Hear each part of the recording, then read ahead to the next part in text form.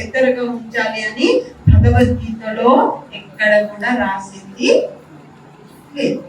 కొన్ని రామాయణంలో రాసింది ఉందా? రామాయణంలో కూడా లేదు. రామాయణం చదివితే మనకు తెలుస్తుంది. కొన్ని మహాభారతంలో ఉందా? ఎక్కడ కూడా లేదు. మరి ఎందుకు ఈ కుల వివక్ష అనేది మన హిందూ ధర్మానికి దాపురించిన దరిద్రంగా మారింది? ఈ విషయం గురించి మొన్ననే ఇక్కడ వడ్లం గ్రామంలో నాకు కీర్తన జరిగింది. నేను మొట్టమొదటిసారిగా కుల వివక్ష గురించి మాట్లాడేటప్పుడు ఒక ప్రశ్న అడిగాను. ఇక్కడ ఉండేటటువంటి ఇంతమంది జనాలలో నేను మీకు కూడా అడుగుతున్నా, చిన్న కులపోలందరూ చెయ్యలేదు. చిన్న కులపోలు చెయ్యలేదు. ఏ కులం అయ్యా? మాల కులము. ఎవరు చెప్పిండ్రు మాల కులము చిన్న కులం అని? నువ్వెందుకు అనుకుంటున్నావు నా కులం చిన్నదని? నువ్వెందుకు అనుకుంటున్నావు నీ మాల కులము చిన్నదని? ఇదే ప్రశ్న సమాజంలో ప్రతి ఒక్కరికి అడుగుతున్నా. మాలామాదిగా చిన్న కులం అని ఏ గ్రంథంలో కదా రాసింటున్నది?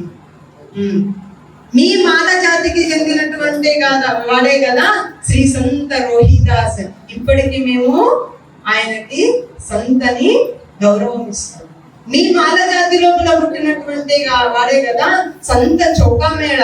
ఇప్పటికీ ఆయన రాసినటువంటి గ్రంథాలను మేము మా శిరస్సు పైన ధరించి గౌరవం ఇస్తాము. సనాతన ధర్మంలో కుల వివక్ష లేదు. మెచ్చుకోవలసిన విషయం ఏముంది అంటే, ఆయన మాల కులం అని తెలిసిన తర్వాత కూడా పుల్కల గ్రామం లోపల ఉన్నటువంటి మీ పెద్దలందరూ ఆయనకి దేవాలయం లోపలికి మీరు ఆహ్వానించారు చూడండి, ఆయనకు దేవాలయంలో కూర్చోబెట్టారు చూడండి. పుల్కల గ్రామ ప్రజలందరికీ నేను పేరు పేరున ధన్యవాదాలు. ఈ మార్పు మన హిందువులలో ప్రతి ఒక్కరిలో రావాలి. ఈ మార్పు రావడానికే స్వాతంత్ర సమర యోధులైనటువంటి బాల గంగాధర్ తిలక్ గారు మన దగ్గర వీధుల లోపల గణేష్ ఉత్సవాలను నిర్వహించి, గుడి లోపలికైతే రాణిస్తలేరు కదా, గణేశుడే వీధుల లోపలికి వస్తాడు అని వీధుల లోపల గణేశుడిని కూర్చోబెట్టి అన్ని కులాలను ఏకం చేయడానికి, బయట అయితే ఏ కులంతో ఏ సంబంధం ఉండదు, గుడికి గడప ఉంది కాబట్టి ఈ గడప లోపలికి రావడానికి రప్పించడానికి ఇప్పుడు ఉన్నటువంటి ఈ సమాజం ఈ విధంగా అడ్డుకుంటుంది కదా, మరి దేవుడే మీకోసం బయటకు వస్తాడని గుడి లోపల ఉన్నటువంటి గణేశుణ్ణి వీధి లోపలకు వచ్చి ఉత్సవాలను మొదలు పెట్టిండ్రు బాల గంగాధర్ తిలక్ గారు. ఎందుకు? ఆ సమయం కూడా అటువంటిదే. హిందువులందరూ ఏకం కావాలి. మన సైన్యము చాలా పెద్దగా ఉండాలి. మనం కులాలుగా విడిపోయినాం అనుకోండి, మనం ప్రాంతాల వారీగా విడిపోయినాం అనుకోండి, మనము పార్టీల వారీగా విడిపోయినాం అనుకోండి. ఈ మధ్య అయితే ప్రతి గ్రామంలో ఈ రాజకీయ పార్టీలు వచ్చి హిందువులను అతి విచ్ఛిన్నంగా మార్చేసి పడేస్తున్నాయి.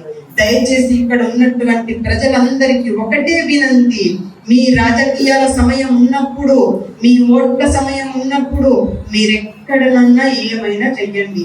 కానీ హిందుత్వం విషయం వచ్చినప్పుడు మాత్రము ఏ పార్టీలు, ఏ ప్రాంతాలు, ఏ భాషలు, ఏ కులాలు లెక్క పెట్టేది లేదు.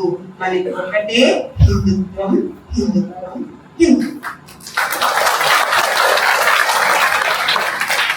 నేను ఈ విధంగా కుల వివక్ష గురించి మాట్లాడుతుంటే మా నారాయణఖేడ్ ప్రాంతం లోపల ఈ విధంగా మీకు ఎట్లా అడిగినానో అదే విధంగా అడిగితే ఉన్న మాలామాదిగా వాళ్ళందరూ గుడి బయట కూర్చున్నారు. అక్కడ ఉన్నటువంటి ఒక పెద్ద మనిషికి నేను ఈ ప్రశ్న అడిగిన. వారకరి ఉన్నాడంట, ఇంచుమించు 90 సంవత్సరాల వయసు ఉన్నటువంటి వాడు.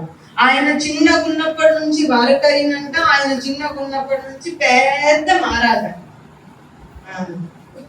మా రాష్ట్రీయ స్వయం సేవక్ సంఘ్ వాళ్ళకి ఒక దేశము, ధర్మము తప్ప ఇంకా ఏ పెద్ద మనుషులు కూడా కనిపించరు.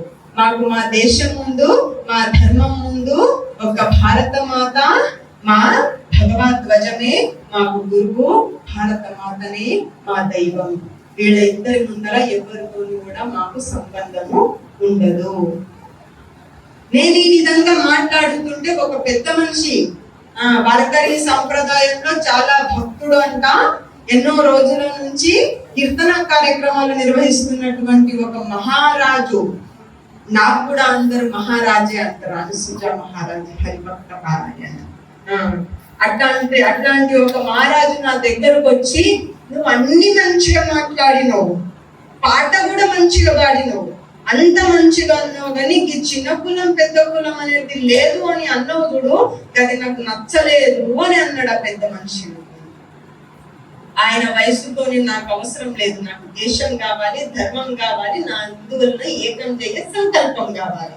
తాత, నీకు నచ్చితే నాకేంటి, నీకు నచ్చకపోతే నాకేంటి?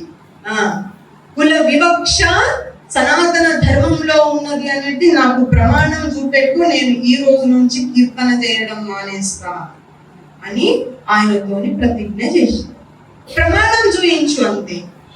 ప్రమాణం లేదు కానీ వెనకటి నుంచి వస్తున్నది కదండి. వెనకటికి ఎవరు పెట్టిండు? మీ తాత పెట్టిండా, మీ ముత్తాత పెట్టిండా అని ప్రశ్న.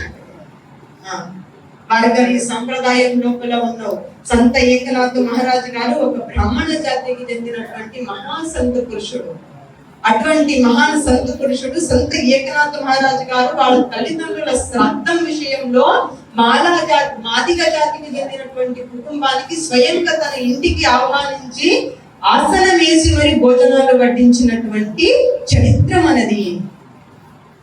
వీర సావర్కర్ గారు ఇలాంటి కుల వివక్ష దూరం కావాలి అంటే సహపంక్తి భోజనాలను నిర్మాణం చేసినటువంటి ఒక వీర సావర్కర్ ఒక బ్రాహ్మణ జాతికి చెందినవాడు.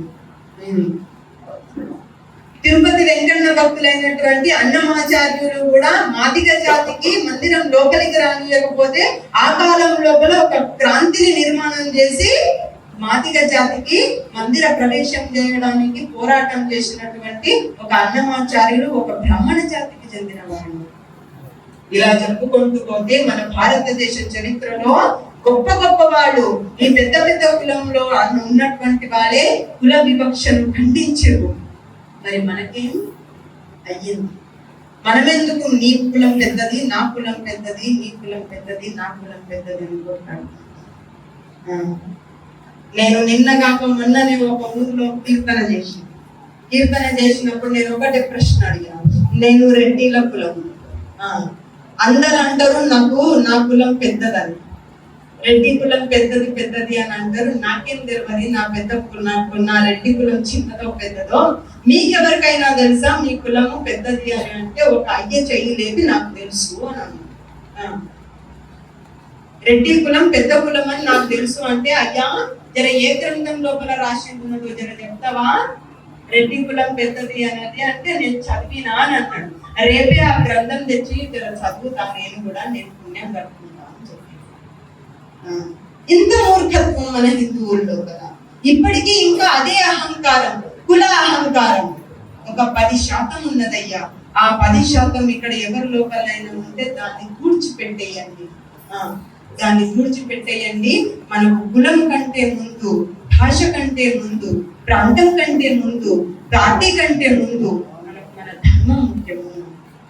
మన ధర్మం గట్టిగా ఉంటేనే, మనమందరం ఒక్క దగ్గర ఐక్యమత్యంగా ఉంటేనే బయట నుంచి ఎవడైనా శత్రువు వస్తుందంటే వానికి మనం అందరం ఒక్కటయ్యి పోరాడి వానికి మీ ఊర్లోకి రానివ్వకుండా మీరు జాగ్రత్త పడగలుగుతారు, లేకపోతే జాగ్రత్త పడలేరు. మొన్ననే ఈ పొతంగల్ గ్రామంలో, మీ గ్రామం చుట్టుముట్టు ఉన్నటువంటి పొతంగల్ గ్రామంలో ఒక దుర్మార్గుడు, మీరు అంటారు కదా మా దగ్గర ఊర్లలో అట్లా ఉండరు, ఊర్లలో అట్లా ఉంటారంటే, పొతంగల్ చాలా చిన్న గ్రామం. పొతంగల్ గ్రామంలో కూడా ఒక దరిద్రుడు, ఒక ముస్లిం శ్రీరాముని స్టేటస్ పెట్టినందుకు, శ్రీరామునికి నోటికొచ్చిన భాష లోపల తిప్పుకుంటూ వాడికి రిప్లై ఇచ్చినందుకు మా హిందూ బంధువులందరూ ఐక్యమత్యమై అది చేసి వదిలిపెట్టారు.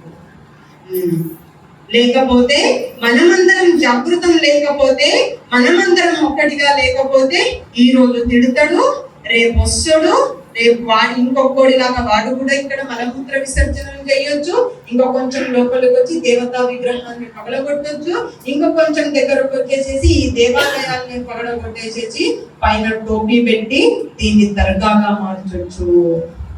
అయోధ్య లోపల ఇదే జరిగింది కదా, అయోధ్యలో ఇదే జరిగింది. రామ మందిరాన్ని కూల్చేసి అక్కడ బాబ్రీ మసీద్ నిర్మాణం చేస్తే దాన్ని మళ్ళీ రామ మందిరంగా మార్చడానికి మనకి 5 ఒక్క జాగ్రత్త మాట నేను చెప్పి నేను మళ్ళీ నా ప్రసంగాన్ని ముగిస్తాను. సమయం ఎక్కువ కూడా జాగ్రత్తగా ఉండండి. మొన్న జరిగినటువంటి సంఘటన, మీ ఈ గ్రామంలో ఉన్నటువంటి మీ ఆడపిల్లలు, మీ కడుపులో ఉన్నటువంటి పిల్లలు చదువుల పేరుతో సిటీకి వెళ్తున్నారు.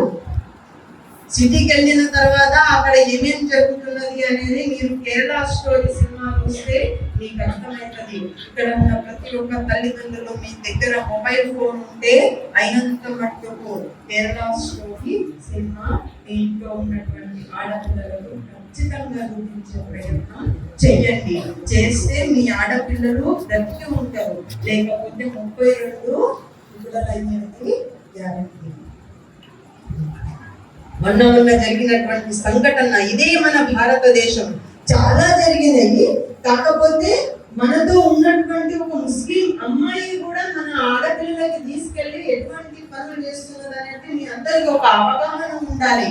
మీ కడుపులో పుట్టినటువంటి మీ ఆడపిల్లలకు మీరు జాగృతం చేసి వాళ్ళకి పట్టణ వాతావరణంలోకి పంపివ్వాలి అని మా ఇంట్లో పరిచయం చేపిస్తా, నీకు అది ఇది అని అనేసరికి క్లోజ్ ఫ్రెండ్ కదా అని పాపం ఈ పిచ్చి తల్లి ఆ పిల్ల ఎంబడి పోతే ఇంటికి వెళ్ళిన తర్వాత ఆ అమ్మాయి యొక్క తల్లి, నేను అనేది ఏంటిదంటే వాళ్ళకందరికీ ఒక క్లారిటీ ఉన్నది, మేము ఏం చెయ్యాలి అనేది.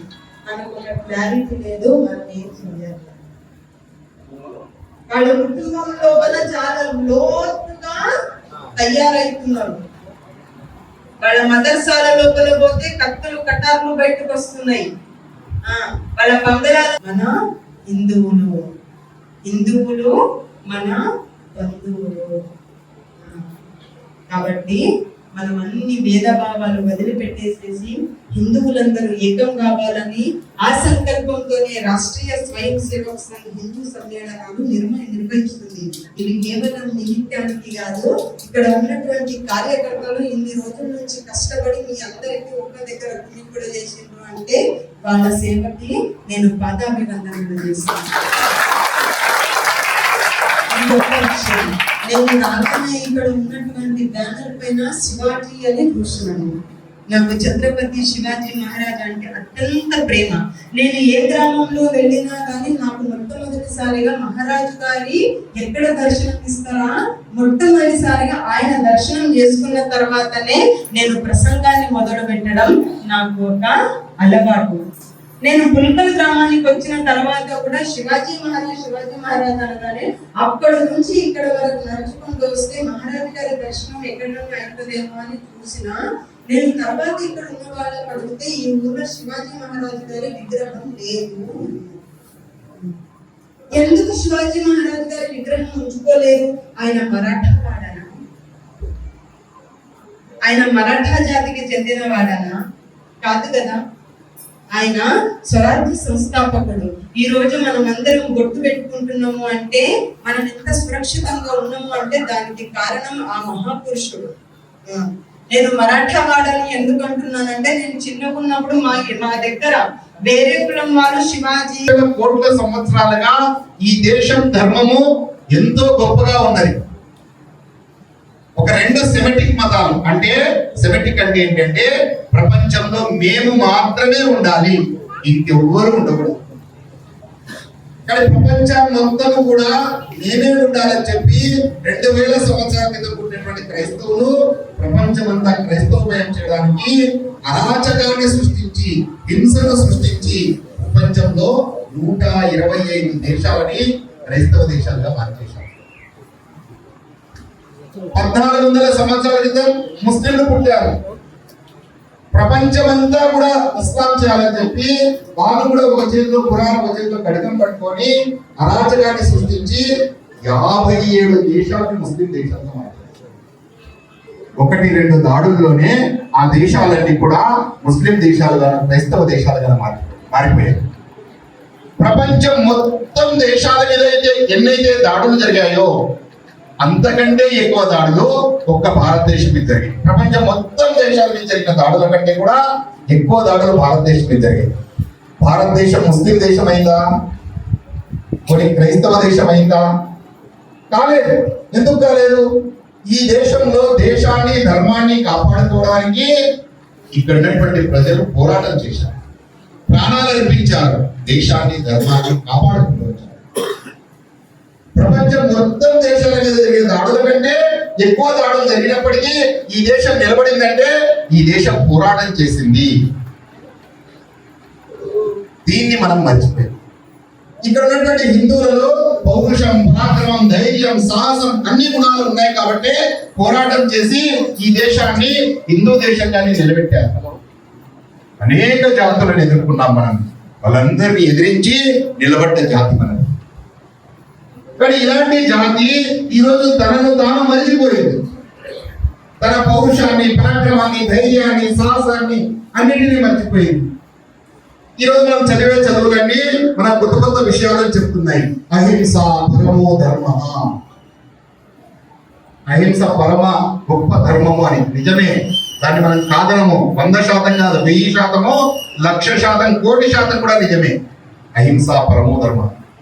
హిందూ పాటించినంత అహింస ప్రపంచంలో ఎవరు పాటించరు. ప్రపంచంలో అందరి సుఖాన్ని కోరుకునేది కేవలం హిందువు మాత్రమే. సర్వే భవంతు సుఖినః, సర్వే సంతు నిరామయ, సర్వే భద్రాణి పశ్యంతు మా కశ్చిత్ దుఃఖమాపవే. అందరూ సుఖంగా ఉండాలని కోరుకున్నది ప్రపంచంలో హిందువులు మాత్రమే. లోకా సమస్త సుఖినో భవంతు, ఈ లోకమంతా సుఖంగా ఉండాలని కోరుకున్నది హిందువులు మాత్రమే. మనకంటే అహింసావాదులు ప్రపంచంలో ఇంకెవరైనా ఉంటారా? అందరూ సుఖంగా ఉండాలని కోరుకున్నటువంటి ఏకైక ధర్మం హిందూ ధర్మం. అందుకే ప్రపంచంలో మనం ఏ దేశం జోలికి వెళ్ళలేదు, ఏ దేశాన్ని ఆక్రమించుకోలేదు, ఏ దేశాన్ని మతం మార్చలేదు, ఏ దేశాన్ని